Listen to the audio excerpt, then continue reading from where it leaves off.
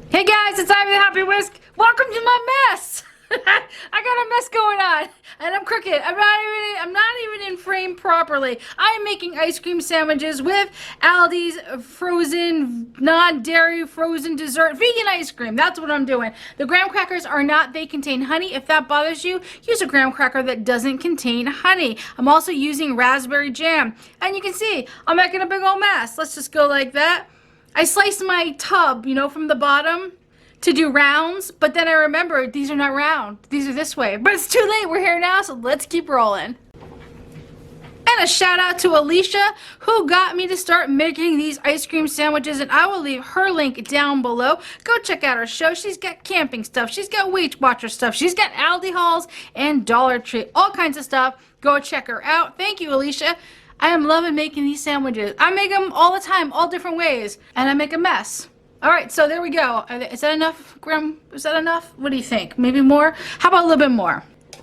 This would work great if I had a round circle-y kind of sandwich. Maybe I'll make that. Maybe I'll make, oh, that's what I'll do. That's what I'll do. I'll make homemade round graham crackers and then be able to cut it, and it will be like the cutest little sandwich on the history of ever. All right, I'm gonna wash up and then put the jam on.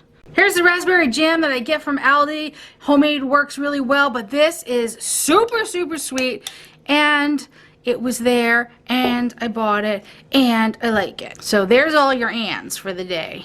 Putting on the jam. A little more. That doesn't even look like more, but I swear there's another spoonful on there. Foop, foop. It is super sweet. So, I mean, I guess it depends on what your sweetometer is. My sweetometer is things are super sweet to me. When other people go, oh, that's not that sweet. And I'm like, oh, it's really sweet.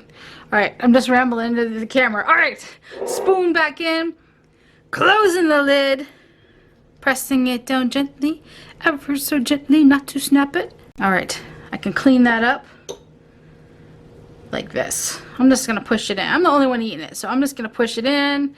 Boop, boop, boop. Oh, look it.